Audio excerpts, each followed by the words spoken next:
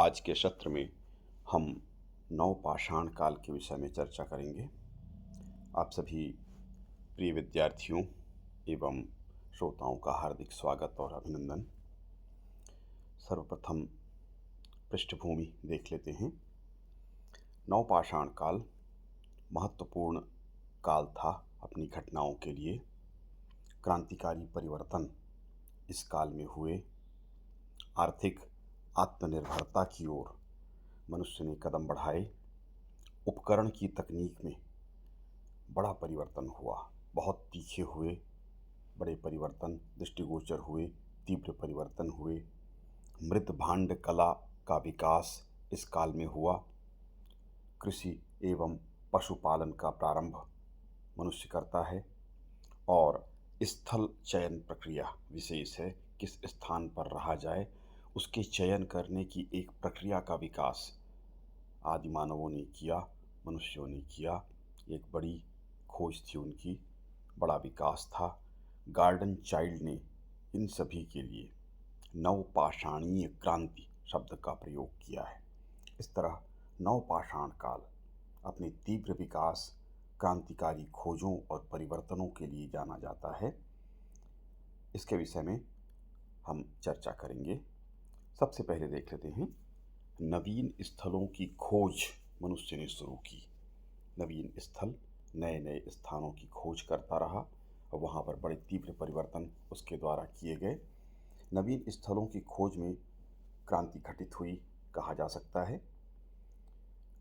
उपयोगी पत्थर जहाँ पर हो उन स्थलों का चयन व्यक्तियों के द्वारा किया गया। ये जान के आश्चर्य होता है कि जहाँ पर पत्थर हो वहाँ पर वह रहने लगा, उसको उसने उपयुक्त माना। जबकि सामान्य तौर पर आज के युग में जहाँ पर ज़्यादा पत्थर हों हम वहाँ से बचते हैं, लेकिन क्योंकि ये पाषाण काल था, नवपाषाण काल था, पत्थर उसके लिए महत्वपूर्ण उपलब्धि थी। इस कारण से जहाँ पर अच्छे किस्म के पत्थर मिलें, उसके उपयोग के लायक पत्थर मिलें, ऐसे स्थलों पर उसने रहना पसंद किया, स्वीकार किया, ताकि वह अच्छे उपकरण तैयार कर सके। उसके लिए जो उपयोगी थे उसके आधार पर उसे पत्थर प्राप्त हों, ऐसे स्थलों का चयन उसके द्वारा किया गया। तो स्थल चयन के लिए उपयोगी पत्थर वहाँ पर विद्यमान हों, ये पहली शर्त स्वीकार की जाती थी। दूसरी बात, उपजाऊ भूमि हो, क्योंकि व्यक्ति ने, मानवों ने इस काल में कृषि करना प्रारंभ कर दिया था। इसलिए उसने मिट्टी के उपजाऊ और अनुपजाऊपन को भी परखना शुरू कर दिया था। वह यह अब जानने लगा था कि कहाँ की मिट्टी उपजाऊ है, किस स्थान पर वह फसलों का उत्पादन कर सकता है, ऐसी मिट्टी भी वो खोजने लगा। तो आसपास पत्थर हों, उपजाऊ मिट्टी हो, ये दूसरी शर्त हुई। तीसरी शर्त थी चरागाह हो। चरागाह पशुपालन की आवश्यक था, क्योंकि इस समय तक कृषि और पशुपालन का विकास मनुष्य करने लगा था। इसलिए वह चरागाह भी खोजने लगा। अच्छी किस्म की घास हो ताकि पशुओं को भोजन प्राप्त हो सके, उपजाऊ भूमि हो ताकि कृषि उत्पादन हो सके, उपयोगी पत्थर हों ताकि वह उपकरणों का निर्माण पाषाण से कर सके। ये तीसरी शर्त या तीन शर्तें हुई। चौथी बात थी सुरक्षित आवास की व्यवस्था हो। आवास की प्रक्रिया की शुरुआत भी होती है, किंतु सामान्य तौर पर जो पहले रहा करते थे, खो हो, पहाड़ हो, कंदरा हो, जहाँ पर वह रह सकता हो, छायादार वृक्ष हों जहाँ पर छाया में वह कार्य कर सकता हो। तो सुरक्षित आवास की व्यवस्था या सुरक्षित स्थान जहाँ पर वह रह सके, धूप से बच सके, ठंड से बच सके, पशुओं के आक्रमण से बच सके, ऐसे स्थलों की खोज, सुरक्षित स्थान की खोज उसने प्रारंभ की। स्थल चयन में यह भी महत्वपूर्ण था। और उन सब के ऊपर पानी के स्रोत की आवश्यकता थी, क्योंकि पशुओं के लिए, कृषि के लिए और अपने जीवन यापन करने के लिए स्नान भी करना मनुष्य ने प्रारंभ कर दिया था। तो पानी की आवश्यकता थी पीने के लिए और निस्तार के लिए पानी की आवश्यकता थी। तो ये 5 चीज़ें आवश्यक थीं स्थल चयन के लिए स्थल चयन का आधार इसी को मनुष्य ने बनाया। उपयोगी पत्थर, उपजाऊ जमीन, चारागाह, सुरक्षित आवास के लिए व्यवस्था हो और पानी का स्रोत वहाँ विद्यमान हो, ऐसी स्थलों को आदर्श स्थल मनुष्य ने स्वीकार किया और उन स्थलों पर निवास करने वाले मनुष्य की संख्या बढ़ गई। प्रसार और विस्तार देख लेते हैं, किस प्रकार से इस काल की संस्कृति का प्रसार और विस्तार हुआ। इसमें पहला क्षेत्र था उत्तर भारत की नवपाषाणिक संस्कृति। 6 भागों में बांटकर इसको हम अध्ययन कर सकते हैं। उत्तर भारत की नवपाषाणिक संस्कृति के अंतर्गत झेलम घाटी, बुर्जहोम, झेलम घाटी में बुर्जहोम, गुफरकाल, मार्तंड, ये 3 स्थल प्रसिद्ध हैं। मिट्टी, कंकड़, पत्थर से आयताकार मकानों का निर्माण प्रारंभ हो गया। मिट्टी, कंकड़ और पत्थर का प्रयोग किया जाता था। चबूतरे बनाए जाते थे, अनेक कक्ष या कमरे बनाए जाने लगे। वहाँ पर धूसर पात्र, बर्तन जो मिले हैं, धूसर पात्र मिले हैं, हस्त निर्मित हैं। मृदभांड बड़ी संख्या में प्राप्त होते हैं। हल्के रंगों से इनकी रंगाई का कार्य भी किया जाने लगा था। इनमें बुर्जहोम में हमें कुल्हाड़ी, छेनी, बसुले, खुरपा, कुदाल ये सभी प्राप्त हुआ है। गुफर काल में बेधक, गदाशीर्ष, हड्डी के उपकरण, भेड़ और बकरी के अवशेष, हिरण और भालू के शिकार के प्रमाण गुफर काल से प्राप्त होते हैं। तो बुर्जहोम गुफर काल के बाद बुर्जहोम में हमें धनुष्वाण शिकार करने के, मुर्गा, कुत्ता और भेड़िया, इसका अवशेष भी हमको प्राप्त होता है। जौ, गेहूँ, मसूर, मटर ये प्राप्त हुए हैं। शवाधान की प्रक्रिया, दफनाने की प्रक्रिया का ज्ञान भी यहाँ से होता है। जानवरों को भी साथ में दफनाया गया है। तो इस तरह से बुर्जहोम, गुफरकाल और मार्तंड में इस प्रकार के प्रमाण हमें प्राप्त होते हैं। तो पहला क्षेत्र था उत्तर भारत की नवपाषाणिक संस्कृति के अंतर्गत। दूसरा विंध्य क्षेत्र। विंध्य क्षेत्र में इलाहाबाद, बेलन घाटी, पंचोह, महगढ़ा, अदवा घाटी, ये बेलन की सहायक नदी घाटी का क्षेत्र है, कि इंदारी, सोन नदी घाटी, सोन नदी घाटी में कुनहुन, ललनदिहा, कोल्डिहवा और महगढ़ा। कोल्डिहवा और महगढ़ा विशेष रूप से प्रसिद्ध हैं। कोल्डिहवा और महगढ़ा में लट्ठों को गाड़कर गोल अंडाकार झोपड़ी बनाने या मकान बनाने की प्रक्रिया का ज्ञान होता है या इसके प्रमाण मिलते हैं। मिट्टी के बर्तन यहाँ मिले हैं, कुल्हाड़ी, हथौड़ी, सील लोढ़ा और गुरियाँ, अन्य दाने जो होते हैं, गुरियाँ कहा जाता है उनको, माला बनाने में, वो मिले हैं। मकान है वो एक पंक्ति में बने हुए मिले हैं। अनुशासन देखने को मिलता है, एक क्रम में, एक पंक्ति में बने हुए मिलते हैं। मृत भांड मिले हैं, काले और लाल दोनों प्रकार के। अलंकृत कटोरे, तस्तरी, तसले, घड़े भी हमको प्राप्त होते हैं। कृषि कार्य का विवरण भी प्राप्त होता है कि यहाँ पर कृषि और पशुपालन साथ में होता था, इसके प्रमाण मिले हैं। धान, पुआल या पैरा जिसको हम बोलते हैं, भूसी, पालतू जानवरों के अवशेष, अनाज रखने के मटके, ये सारे प्रमाण कृषि और पशुपालन की ओर विंध्य क्षेत्र में इशारा करते हैं। तो ये विंध्य क्षेत्र दूसरा क्षेत्र कहलाता है। इसके पश्चात दक्षिण भारत। दक्षिण भारत में कर्नाटक, कर्नाटक में ब्रह्मगिरी, संगनकल, पिकली दल, मास्की, टेक्कलकोटा, हल्लूर, टीरनसीपुर, कुपगल, हेमिंगे, तेरदल, कोडेकल, इन स्थलों पर इसके प्रमाण मिलते हैं। सभ्यता के प्रमाण प्राप्त होते हैं।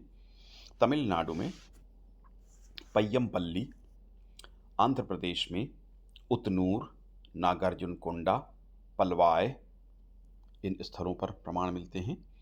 यहाँ पर जो हमें प्राप्त हुआ है, गृह के रूप में बांस बल्ली का प्रयोग, गोल अंडाकार मकान बने हुए या झोपड़ी बनने के प्रमाण मिलते हैं। फर्श पर गोबर की लिपाई, दीवारों पर चूने की पुताई होती थी। मृदभांड प्राप्त हुए हैं, धूसर, स्लेटी, लाल, तस्तरी, कटोरे, घड़े, ढक्कन, ये सारे प्राप्त हुए हैं। उपकरणों में कुल्हाड़ी, बसुले, छेनी और गैंती प्राप्त हुई है। कृषि पशुपालन के प्रमाण प्राप्त होते हैं। चना, मूंग, कुल्थी, रागी, इनकी कृषि के प्रमाण मिले हैं। भेड़, बकरियां, गाय, बैल, भैंस, सुअर आदि के पालन के प्रमाण, इनके अवशेष प्राप्त होते हैं। समाधान की प्रक्रिया यहाँ भी की जाती थी। घर के भीतर समाधान के प्रमाण मिले हैं। साथ ही मृदभांड व उपकरण भी दफनाए जाते थे, इसके भी प्रमाण मिलते हैं। तो इस तरह से दक्षिण भारत में भी नवपाषाणिक सभ्यता या संस्कृति के प्रमाण मिलते हैं। मुख्य रूप से कर्नाटक, तमिलनाडु, आंध्र प्रदेश में ये प्रमाण हमें प्राप्त होते हैं। मध्य गंगा घाटी में देख लेते हैं किस प्रकार की स्थिति थी। मध्य गंगा घाटी में उत्तरी बिहार में चिरांड नाम का स्थल प्रसिद्ध है। सारण जिला में चिरांड नाम का स्थान है। यहाँ पर बांस बल्ली से झोपड़ियों का निर्माण किया गया, इसके प्रमाण मिलते हैं। मृदभांड, जिनमें स्लेटी, काले, कुछ लाल भी बर्तन प्राप्त हुए हैं। आड़ी तिरछी रेखाएं इनमें बनी हुई है, रेखाकृति अंकित है इसमें। जो उपकरण मिले हैं उनमें कुल्हाड़ी, हथौड़े, बाण, छिद्रक, ब्लेड प्राप्त हुए हैं। कृषि और पशुपालन के प्रमाण चिरांड के क्षेत्र में, मध्य गंगा घाटी क्षेत्र में प्राप्त होते हैं। धान, मूंग, जौ, गेहूं और मसूर की खेती के प्रमाण मिलते हैं। पशुओं में गाय, बैल, भैंस के पालन के प्रमाण मिलते हैं। आखेट करने के, शिकार करने के भी प्रमाण मिले हैं। सींग बड़े पैमाने पर मिले हैं, जिससे अनुमान किया जाता है कि पशुओं का शिकार भी किया जाता रहा होगा। तो ये मध्य गंगा घाटी का चौथा क्षेत्र था। पांचवा क्षेत्र है मध्य पूर्व गंगा घाटी। बंगाल, बिहार और उड़ीसा के क्षेत्र में यह मध्य पूर्व गंगा घाटी का क्षेत्र कहलाता है। बिहार में बरूडीह का स्थल प्रसिद्ध है। उड़ीसा में मयूरभंज जिले में कुचाई नाम का क्षेत्र है, वह प्रसिद्ध स्थल है। यहाँ पर मृदभांड प्राप्त हुए हैं, हाथों से बनाए गए, चाक से बनाए गए, दोनों तरह के मृदभांड। मृदभांड से अर्थ मिट्टी के बर्तनों से है, जो कि हाथ से और चाक दोनों से बनाए जाते थे। ये लाल रंग के, स्लेटी रंग के और काले रंग के, तीनों रंग के मृदभांड या मिट्टी के बर्तन यहाँ पर खुदाई से प्राप्त होते हैं। उपकरणों में कुल्हाड़ी, छेनी, लोढ़े और गदाशीश बड़े पैमाने पर प्राप्त हुए। तो यह मध्य पूर्व गंगा घाटी का पांचवा क्षेत्र था, जहाँ पर नवपाषाणिक सभ्यता के प्रमाण हमें प्राप्त हुए। तो गंगा घाटी भी महत्वपूर्ण है। मध्य गंगा घाटी और मध्य पूर्व गंगा घाटी के क्षेत्र में इसका विभाजन किया जाता है। इसके बाद पूर्वोत्तर भारत में भी इसके प्रमाण हमें प्राप्त होते हैं। इसमें असम, मेघालय, नागालैंड, मिजोरम, अरुणाचल प्रदेश, इन क्षेत्रों में नवपाषाणिक संस्कृति के प्रमाण हमें प्राप्त होते हैं। प्रमुख जो स्थल हैं उनमें दाओजली, हेडिंग, समतरु, किंतु सर्वाधिक प्रसिद्ध स्थल है मरकाटोला। मरकाटोला सर्वाधिक प्रसिद्ध स्थल है। दाओजली, हेडिंग और समतरु भी, जहाँ पर नवपाषाणिक सभ्यता के प्रमाण हमें प्राप्त होते हैं। यहाँ पर मरकाटोला में हाथ से, चाक से, दोनों से बर्तन बनाए जाते थे। इनके रंग लाल रंग के हैं। ज़्यादातर लाल रंग के बर्तन यहाँ पर प्राप्त हुए हैं। मोटे और मध्यम आकार के हैं। उपकरणों में कुल्हाड़ी, बसुले, छेनी, सील लोढ़ा, मूसल प्राप्त हुए हैं। पशुपालन के भी प्रमाण हमें प्राप्त होते हैं। झूम कृषि के प्रमाण हमें यहाँ प्राप्त होते हैं। झूमिंग कृषि आप लोग जानते होंगे कि एक स्थान पर कृषि की जाती है और कुछ समय के बाद उस स्थान का परिवर्तन कर दिया जाता है। जगह बदल बदल कर एक स्थान से उठकर दूसरे स्थान पर वो चले जाते हैं। जब तक ज़मीन उपजाऊ हो तब तक कृषि की जाती है और उसके बाद स्थान का परिवर्तन कर दिया जाता है। तो झूमिंग या झूम कृषि की परंपरा यहाँ पर हमको देखने को प्राप्त होती है। तो इस प्रकार से ये 6 क्षेत्र थे जहाँ पर नवपाषाणिक सभ्यता का विकास हुआ था। इसमें हमने अध्ययन किया उत्तर भारत की नवपाषाणिक संस्कृति, फिर दूसरा विंध्य क्षेत्र, तीसरा दक्षिण क्षेत्र, चौथा मध्य गंगा घाटी, पांचवा मध्य पूर्व गंगा घाटी और अंतिम पूर्वोत्तर भारत का जो क्षेत्र है वहाँ किस प्रकार से इस सभ्यता का विकास हुआ था, ये हमने चर्चा की। अब हम देखेंगे नवपाषाणकालीन जीवन की क्या विशेषताएं थीं। पहला इसमें देखेंगे उपकरणों की क्या विशेष बात थी। इस काल में जो उपकरण प्राप्त हुए, हथियार, औजार जिनका उपयोग मनुष्य करता था, पहला इनका प्रकार क्या था, किस किस प्रकार के मिले हैं। हथौड़े, कुल्हाड़ी, छेनी, बसुला, कुदाल, खुरपा, गंडासा, बेधक, घन। घन आप लोग जानते होंगे, लोहे को पीटने के लिए या किसी भी चीज़ में चोट करने के लिए घन का प्रयोग होता है। पॉलिशर, पॉलिश करने वाला। सिल और लोढ़ा छत्तीसगढ़ में बहुत प्रयुक्त होता है। ओखली, इस प्रकार के उपकरण बड़े पैमाने पर यहाँ पर प्राप्त हुए। तो इस प्रकार के उपकरण हमें प्राप्त होते हैं। हथौड़े, कुल्हाड़ी, छेनी, बसुला, कुदाल, खुरपा, गंडासा, बेधक, घन, पॉलिशर, सिल, लोढ़ा और ओखली मुख्य रूप से प्राप्त हुए। पाषाण के प्रकार, जिस प्रकार के पत्थर से ये बनाए गए उनके प्रकार हैं चर्ट, चार्ल्सडोनी, अगेट, जैस्पर, क्वार्टरजाइट, कार्नोलियन। इस प्रकार के पत्थरों का ज़्यादातर प्रयोग इस काल में हुआ है। तीसरी बात है कि नवीन तकनीक का विकास इस काल में हुआ।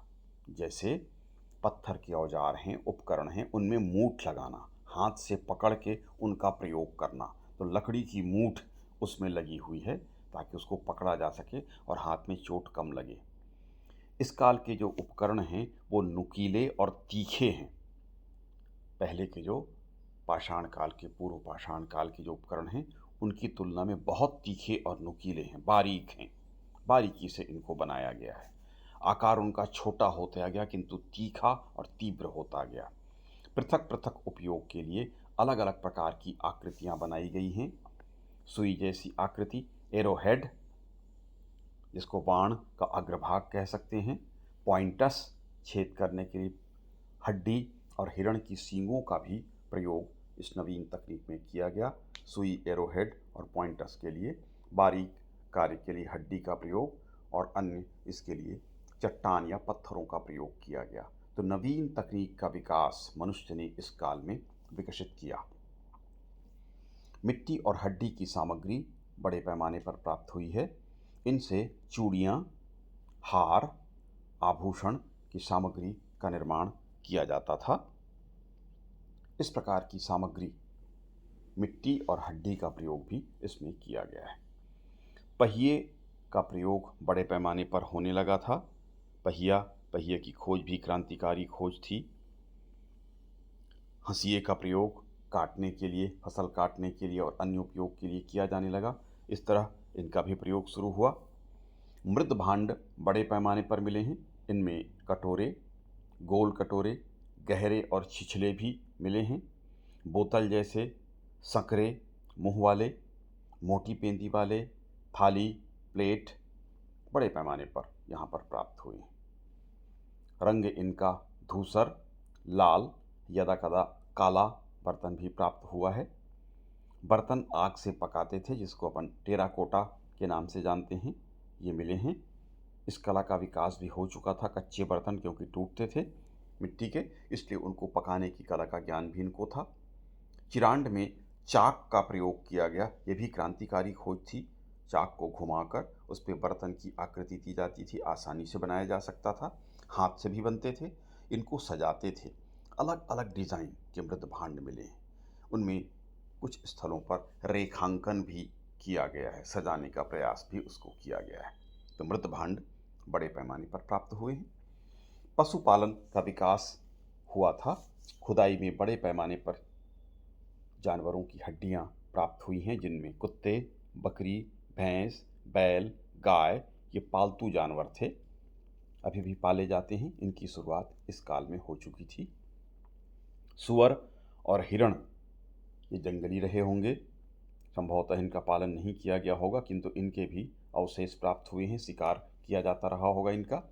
कछुआ और मछली के भी अस्थि अवशेष प्राप्त होते हैं। संभवतः इनका प्रयोग दूध, चमड़ा, हड्डी, बोझ उठाने, मांस की प्राप्ति, कृषि कार्य के लिए, जुताई आदि के लिए हो सकता है, अथवा गोबर की प्राप्ति के लिए, दूध की प्राप्ति के लिए। इन सब के लिए पशुपालन की प्रक्रिया शुरू हो चुकी थी। इसका ज्ञान या पशुपालन करना मनुष्य ने शुरू कर दिया था। कृषि भी क्रांतिकारी विकास इस समय था।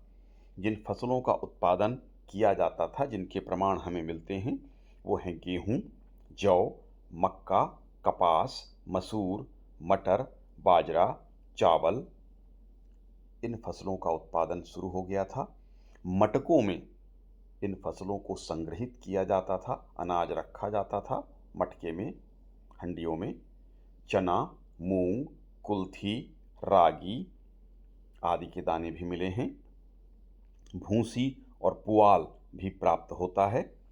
फल और सब्जियों का प्रयोग या इनका उत्पादन भी शुरू किया जा चुका था, इसके भी प्रमाण मिलते हैं।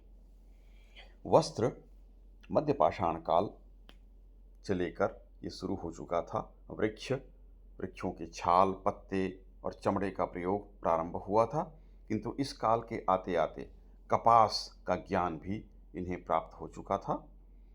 कृषि से प्राप्त रेशा, जैसे नारियल से रेशा, पैरा, सन या पटुआ जिसको हमारे यहाँ बोलते हैं, जूट जिसको कहा जाता है, जानवरों के बालों का प्रयोग शुरू कर दिया गया था। कपास का ज्ञान भी हो गया था। उसे गूंथना, बुनना, कताई, बुनाई और रंगाई के संबंध में प्रारंभिक कार्य शुरू हो चुके थे। इसका ज्ञान मनुष्य को हो चुका था। ये कार्य वह प्रारंभ कर चुका था नवपाषाण काल में। आवास की जहाँ तक बात थी, बुर्ज होम में अंडाकार गड्ढे, भीतर तक सीढ़ी बनी हुई है, भीतर चूल्हे भी बने हुए हैं। स्पष्ट हो जाता है कि आवास था। अंडाकार गड्ढे, गड्ढों में मनुष्य ने पहले रहना शुरू किया। उसके बाद फिर झोपड़ियाँ आयताकार, गोल, लट्ठे गाड़कर, घास फूस ऊपर डालकर, बांस का प्रयोग भी मनुष्य ने शुरू कर दिया था। बल्लियों का प्रयोग भी शुरू हो गया था। फर्श को गोबर से लीप लिया जाता था। गोबर की पुताई नीचे होती थी। गेरू, मिट्टी के लेप, चूने का प्रयोग भी शुरू हो गया था। दीवार की पुताई होने लगी थी, चूने का ज्ञान उसको था, गेरू का प्रयोग होता था, मिट्टी का लेप। इस तरह से इन सब का प्रयोग करके आवास का निर्माण किया जाने लगा था। तो आवास प्रारंभिक अवस्था में देखा जा सकता है किस प्रकार से पहले गड्ढे बनाकर, फिर आयताकार आकृति, गोल आकृति बनाकर निवास का प्रबंध मनुष्य ने करना शुरू कर दिया था। समाधान, पूर्ण समाधान, साथ में कुत्ते, बकरे, बर्तन, उपकरण भी दफनाए जाते थे। दूसरा था आंशिक समाधान, हड्डी और शरीर का कुछ भाग दफनाया जाता था। तीसरा अस्थि कलश, जलने के बाद या बच जाने के बाद, सूख जाने के बाद जो हड्डियों के अवशेष मिलते थे, उसे कलश में डालकर दफनाया जाना। और चौथा प्रकार था शव में गेरू का छिड़काव करके उसको दफनाना। इस प्रक्रिया का भी ज्ञान मिलता है। पांचवा प्रकार कपाल क्रिया के प्रमाण भी हमें प्राप्त होते हैं। वर्तमान में आप सभी जानते होंगे कपाल क्रिया की जाती है, उसकी प्रक्रिया भी मिलती है, क्योंकि कपाल या सिर का जो कपाल है फूटा हुआ प्राप्त होता है, छिद्रयुक्त प्राप्त होता है। दक्षिण में घर में ही दफनाने की प्रथा थी, या घर के बहुत समीप दफनाने की प्रथा हम देखते हैं। निवास के पास ही शव प्राप्त हुए हैं, दफनाए गए। छोटे बच्चों को मृद भांडों में रखकर दफनाने की प्रक्रिया थी। इस प्रकार से समाधान के अनेक तरीकों से समाधान किया जाता था। निष्कर्ष के रूप में देख सकते हैं, कृषि क्रांति एवं पशुपालन, ये बड़ी क्रांति थी। कृषि करना मनुष्य ने सीखा, पशुपालन करना सीख लिया, ये बहुत बड़ी बात थी। इसके पूर्व के काल तक पशुपालन और कृषि करना मनुष्य ने नहीं जाना था। खाद्य उत्पादक बन गया मनुष्य। आखेट भी जारी रही, पूर्व की भांति वह आखेट संग्राहक भी रहा, किंतु वह उत्पादक भी हो गया। पशुपालन करके उससे मांस, दूध और अन्य सामग्रियां उसने प्राप्त करना शुरू कर दिया, और कृषि का उत्पादन के तरीके उसने विकसित करने शुरू कर दिए। दूसरी बात थी स्थायी निवास उसने करना शुरू किया। सावधानी पूर्वक स्थल चयन की प्रक्रिया वह सीख गया। कैसे स्थान में उसे रहना चाहिए, जिन चीज़ों की ज़रूरत थी वो आवश्यक वस्तुएं उनके आसपास हों, इन शर्तों के आधार पर स्थल का चयन और स्थायी निवास करना उसने शुरू किया। मृदभांड बड़े पैमाने पर मिले हैं। चाक का प्रयोग करना वह सीख गया था। चित्र और अलंकरण भी वह करने लगा था। हाथ से और चाक से मृदभांड बनाए जाने लगे थे। उपकरणों में भी क्रांति हुई थी। तकनीक बहुत तीखी हो गई थी। उच्च स्तरीय तकनीक का प्रयोग इस काल में मनुष्य करने लगा था। बारीक से बारीक उपकरण बनाना, उसको पॉलिश करना, उसको चमकाना, उसको नोकीला करना, उपयोग के अनुसार उनका निर्माण करना, ये उपकरण के क्षेत्र की क्रांति थी। वस्त्र में कपास का प्रयोग सीख गया था। नारियल, सन या जूट, पुआल, ऊन का प्रयोग उसने करना शुरू किया था। कताई, बुनाई और रंगाई की प्रक्रिया का भी उसको ज्ञान हो चुका था। इस तरह से नवपाषाणकालीन संस्कृति में हम देखते हैं कि बड़े व्यापक परिवर्तन हुए थे। पूर्व के काल में, पुरापाषाण काल में बहुत धीमा विकास हो रहा था, किंतु नवपाषाण काल में हम क्रांति देखते हैं, बड़ा परिवर्तन तीव्रता से होना शुरू हुआ था। हर क्षेत्र में बड़े परिवर्तन हुए थे।